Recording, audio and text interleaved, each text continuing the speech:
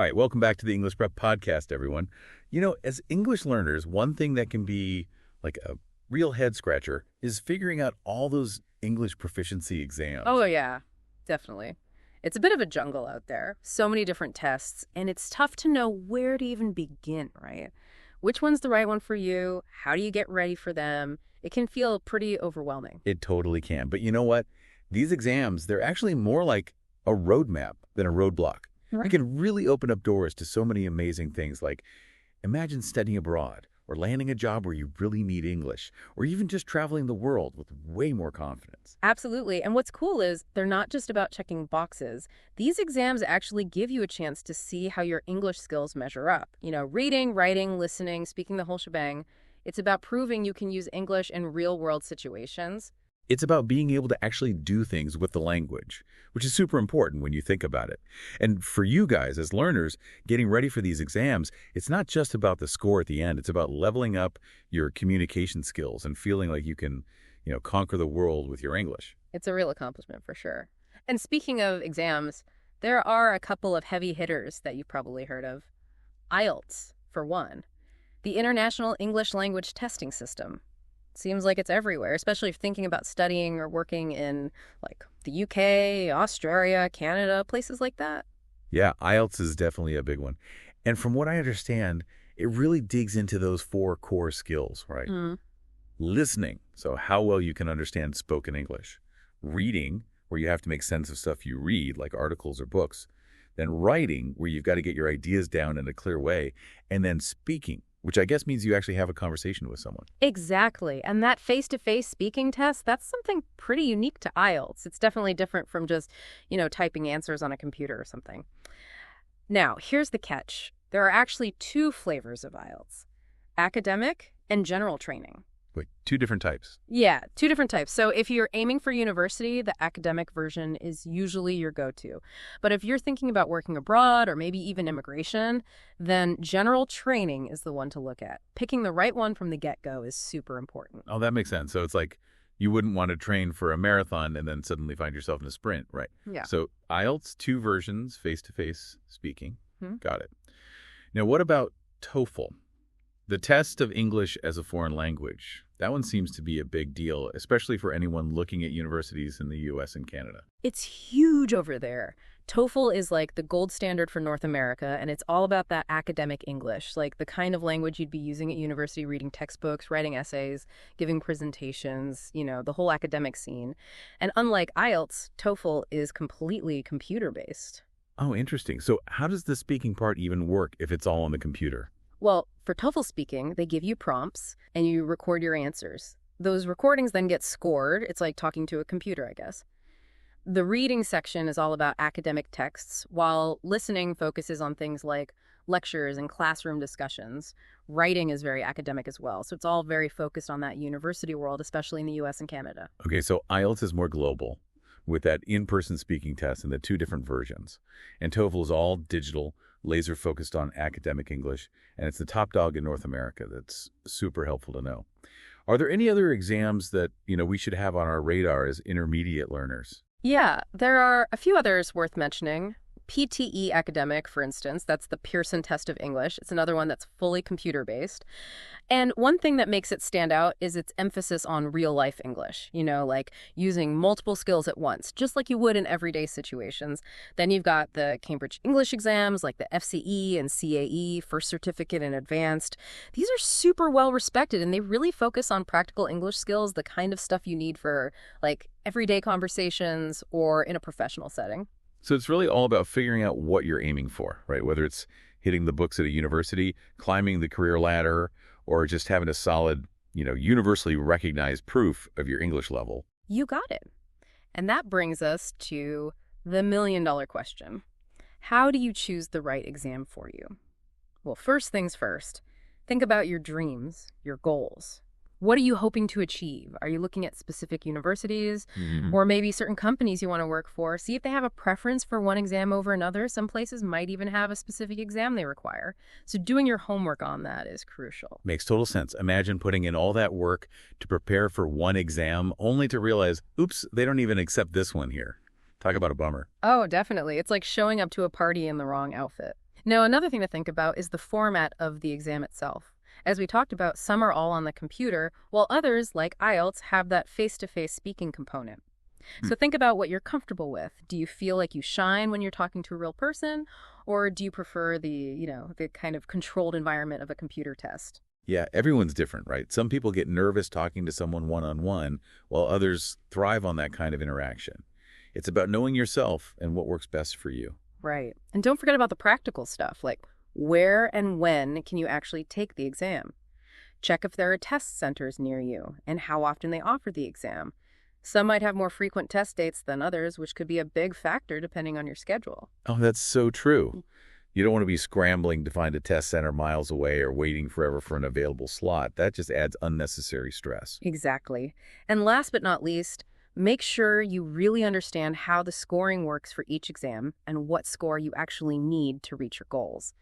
Because different exams use different scales, right? So knowing what a good score means in the context of what you want to achieve, that's super important for setting realistic targets. All right, so we've figured out which exam is the best fit for us. We've got our goals in mind, we're comfortable with the format, the logistics all work out, and we know what score we're aiming for. Now the real work begins, right? How do we actually prepare effectively for these exams? Where do we even start?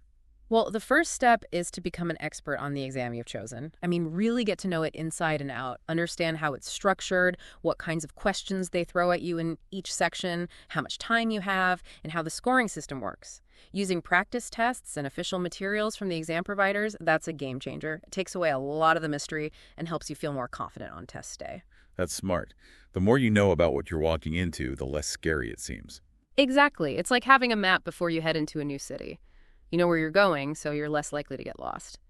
And then, once you've got a feel for the exam, it's time to create a study plan, something that fits into your life, you know. You don't need to block out, huge chunks of time every day. Often, it's better to break it down into smaller, more manageable sessions, focusing on each skill. Reading, writing, listening, speaking. Little by little, consistently, that's the key. I think that's so important. It's like building a house, brick by brick. It's the consistency that really pays off in the long run. Now, let's dive into each skill a bit. What are some effective ways to sharpen our listening skills, for example? For listening, it's all about immersing yourself in English as much as possible. Listen to podcasts, watch movies or TV shows in English, even tune in to English news channels. And the trick is to not just passively listen, but to actively engage with what you're hearing. Try summarizing what you heard or pick out key details. It helps make sure you're really understanding what's going on. That's a great tip. It's like turning listening into a workout for your ears. So what about reading? Any suggestions for boosting our reading comprehension? For reading, expose yourself to a variety of different English texts, articles, stories, even academic papers, especially if you're going for an academic exam. Focus on getting the gist of what you're reading, but also pay attention to details. And don't freak out if you come across unfamiliar words. Try to guess the meaning from the context, like it's like solving a puzzle. And writing, that can be a bit of a challenge for a lot of learners. What are your top tips for getting better at writing for these exams? Practice, practice, practice. Write as much as you can in different styles, essays, emails, journal entries, even just jotting down your thoughts.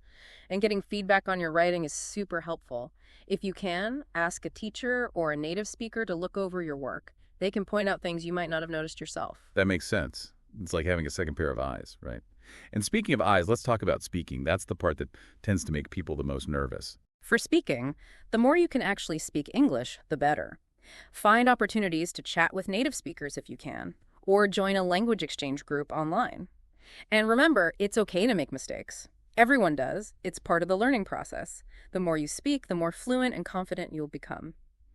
In the IELTS exam, the speaking section is where you can show off your conversational skills, unlike the recorded responses in TOEFL, where you have to quickly gather your thoughts and answer a prompt within a time limit.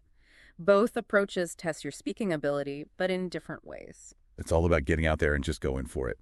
Now, apart from just improving our general English skills, are there any test-taking strategies that can give us an edge, like specific things we can do during the exam itself? Absolutely. Time management is a big one. Knowing how much time you have for each section and practicing working within those time limits is essential. Also, learn some strategies for tackling different types of questions, like for multiple choice, how to eliminate answers that are obviously wrong. Those little tricks can really add up. It's like having a secret weapon in your back pocket. And what about the mental side of things? Test anxiety is a real thing for many learners. It is, and it can really mess with your performance. So having a positive mindset is key. Practice relaxation techniques like deep breathing or meditation to calm your nerves. Visualize yourself succeeding. That can help too. It's like giving yourself a pep talk before the big game. Now, when it comes to study materials, what should we be looking for? Invest in some good quality study guides and practice tests that are specifically designed for the exam you're taking. The official websites for IELTS, TOEFL, and the other exams usually have tons of useful stuff too, like sample papers and information about the exam format. Don't underestimate those resources. They're a goldmine of information. And if someone feels like they're hitting a wall, or maybe they're struggling with a particular area, is it worth getting some professional help? For sure.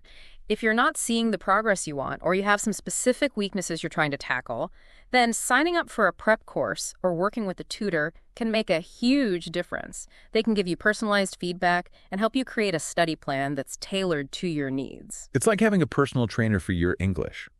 Now, thinking specifically about our intermediate learners out there, any extra advice you'd give them as they embark on this exam journey? Absolutely. First off, work on expanding your vocabulary every day. Use flashcards, language learning apps, whatever works for you. Keep a notebook of new words you encounter. Really make an effort to learn them. And don't forget about grammar. A solid understanding of English grammar is so important for clear communication, both in writing and speaking. And, as we mentioned before, immerse yourself in English media that you actually enjoy: movies, music, TV shows, whatever floats your boat. It'll help you develop a more natural feel for the language. And lastly, connect with other English learners online. It's great for motivation, support, and just getting extra practice. When it comes to IELTS, a lot of intermediate learners struggle with the writing tasks, especially making their essays flow well. Using linking words and making sure their paragraphs are well structured, that's something to really focus on. Awesome advice. So, to wrap up, let's do a quick recap on how to make the most of our study time. Set clear, realistic goals for each study session. Mix things up, use different study materials, and try different activities to keep things interesting. Practice under exam conditions. It'll help you get used to the time pressure and the overall vibe. And most importantly, after you do a practice test, take the time to review your mistakes. Figure out why you made them and how you can avoid them in the future. That's where the real learning happens. And remember, it's the consistency that counts, not cramming everything in at the last minute. So slow and steady wins the race. And finally, let's touch on managing exam stress again. It's something almost everyone has to deal with. For sure. Find a quiet, comfy place to study where you can focus. Take breaks regularly. Don't burn yourself out. Take care of yourself physically. Eat well. Get enough sleep. Exercise, all that good stuff. It can really make a difference in how well you concentrate. And keep practicing those relaxation techniques we talked about. So all in all, it sounds like preparing for an English proficiency exam is a real journey. But with the right information, the right strategies, and a focused mindset, it's something that all of you intermediate learners out there can totally rock. Absolutely. It's about knowing what you want, picking the right exam for you, and then putting in the work steadily and strategically. Well, we hope this deep dive into the world of English proficiency exams has been helpful. Remember, making a smart choice about which exam to take and then preparing in a way that works for you, those are massive steps towards reaching your goals, whether it's studying abroad, advancing your career, or simply opening up new possibilities. Exactly. Focus on what you're good at and where you need to improve, and then tailor your preparation accordingly. Use all the resources you can get your hands on, and don't be afraid to ask for help if you need it. And keep in mind, success in these exams, it's not just about the English. It's about time management, staying positive, and believing in yourself. With the right attitude and the right approach, you can absolutely ace these exams and show the world just how awesome your English is. So as you're thinking about your next steps, here's a challenge for you. What's one specific thing you can do today to get closer to your goal? Maybe it's spending a few minutes researching those different test formats, or maybe it's just 15 minutes of vocab practice. Whatever it is, that first step, no matter how small, is what gets you moving in the right direction. Good luck.